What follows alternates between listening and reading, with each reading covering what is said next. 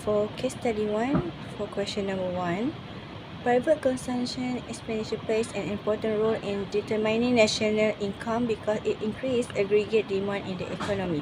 Based on the article, retailers such as Maiden and Apple are expanding their business due to higher consumer spending in Malaysia. In the graph, the aggregate demand curve shifts from 81 to 82, causing the equilibrium to move from E1 to E2. As a result, real national income increased from Y1 to Y2 and the price level rises from P1 to P2. This shows that when consumers spend more on goods and services, businesses increase production and employment, which leads to higher national income economic growth. For question 2, for case study 1 is based on the calculation using the expenditure approach, the gross domestic product GDP is calculated by adding personal consumption expenditure, net private domestic investment, government consumption, and investment and net exports. Therefore, GDP equals 435 billion ringgit Malaysia. After deducting depreciation, indirect taxes, adding subsidies, and including net factor income from abroad, the national income is 369 billion ringgit Malaysia. Next, personal income is calculated by subtracting corporate taxes and social insurance contribution while adding transfer payment and dividends, giving 308 billion ringgit Malaysia. Finally, after deducting personal income taxes, the disposable income is 248 billion ringgit Malaysia. This means households have 248 billion ringgit Malaysia available for spending and saving after paying taxes. Hi, Assalamualaikum. My name is Narayana Shadab Tisukri. My metric number is 2483040. Next, number 3, based on the case above, explain how the private consumption will influence the aggregate supply, increase in the total numbers of outlets and aggregate demands. Influence on aggregate demand. Private consumption acts as the bright spot that increases aggregate demand. According to the case, factors like higher disposable income for farmers due to stronger commodity prices, the reopening of China's borders, and a decline in employment lead to a spike in the footfall and a double-digit growth in sales as households spend more on goods and services. The total demand in the economy rises, shifting the AD curves to the right. Next, number 1, sales growth. The expectation of double-digit growth in sales and a spark in footfall indicates a strong upward shift in consumer demand. Second, tourist impact. The arrival of millions of tourists increased domestic spending on goods and services, further boosting AD. The last question for study case number 1, when the government of Malaysia increased spending on medical and educational expenses, the economy adjusts through the following process. 1, initial increase in aggregate demand, 80. Government spending is a direct component of aggregate demand. An increase in spending on hospitals, school, and salaries for healthcare workers and teachers immediately shift the AD curve to the right. 2, the multiply effect. The adjustment is often larger than the initial spending due to the multiply effect. The explanation: the money spent by the government become income for doctors, teachers, and construction firms. These individuals then spend a portion of their new income on local goods and services, which is a private consumption C, which create future demand and income for others in the economy. 3, impact on national income and employment. National income, which is Y, as AD shift to the right, the equilibrium levels of national income rises. The economy moves from a lower equilibrium to a high one, which is Y1 to Y2. The explanation: the next employment to meet the increased demand for medical services and education, the government and related sector must hire more staff, leading to a decrease in the employment rate. The 4, last one, long-run aggregate supply is improvement. Unlike general spending, investment in health and education improve the human capital of Malaysia. A healthy and a better educated workforce in a more productive. In the long run, this can shift the aggregate supply curve to the right, leading to sustainable economic growth and higher potential output. For the summary, the economy adjusts by increasing total production and income to the short term, while simultaneously building a more efficient and productive labor force for the long term. Fiscal policy refers to the use of government spending and taxation to influence the economic conditions of a country. The government adjusts the level of expenditure and tax rates to achieve economic stability.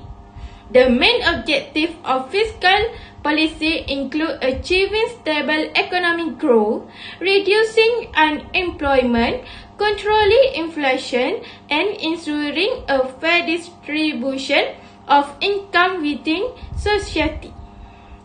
In addition, fiscal policy aims to maintain balance in the balance of payments and ensure long-term fiscal sustainability. For this question, expectation of household and business actually affect how effective fiscal policy is. If people feel more confident about the economy, so they will spend and invest more. So the aggregate demand increase and fiscal policy also will work better.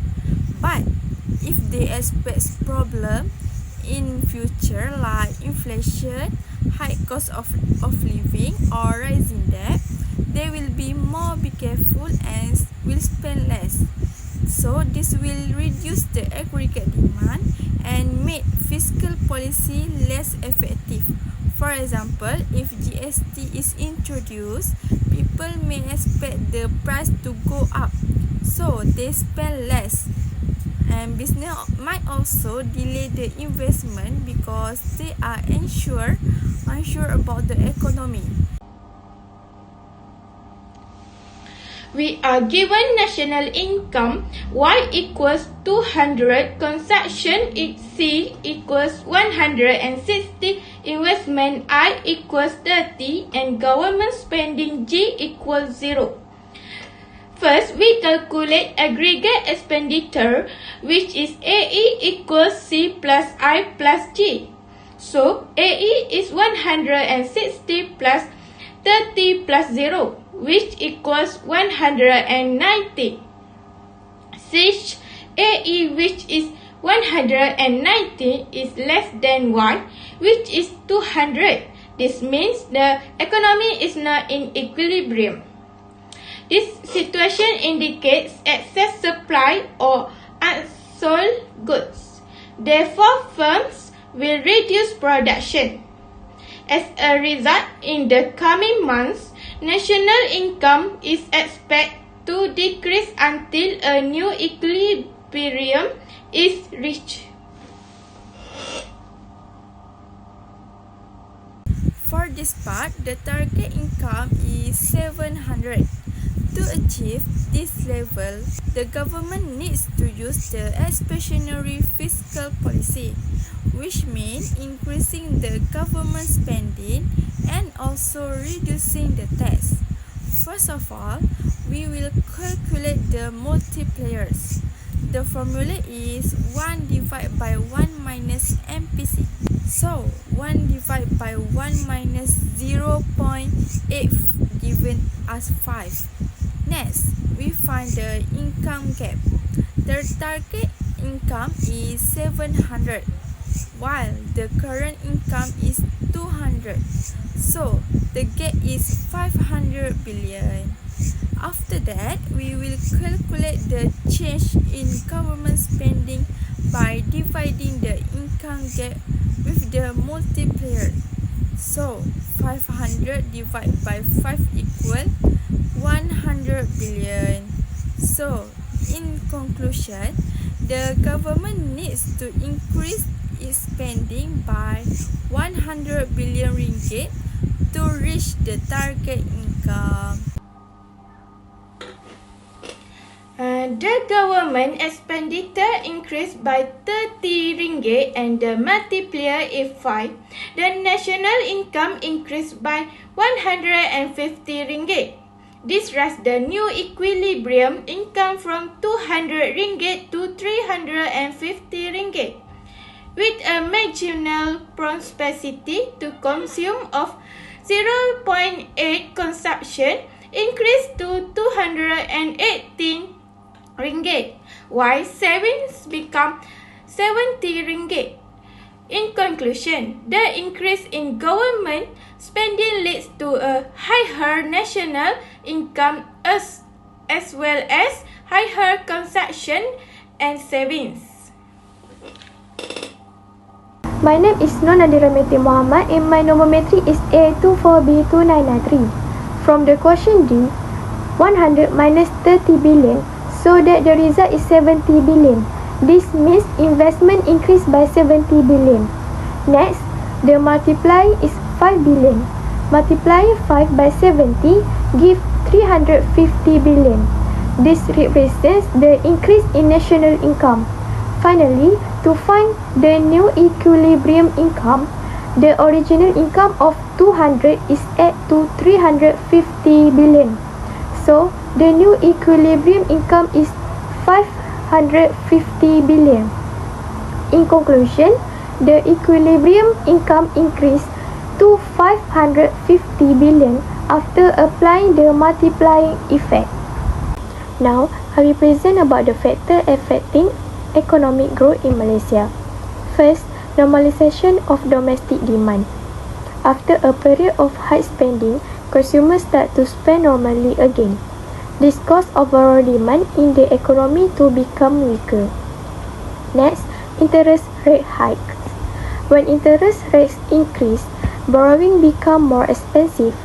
This discourages both consumer and business from spending and investing. Besides that, moderating export. When demand from overseas decrease, Malaysia export less goods. This will reduce production in the country and slow down economic growth. And lastly, inflation and high cost of living also affect economic growth. When price increase, people have less purchasing power. As a result, they reduce their spending, which lowers consumption.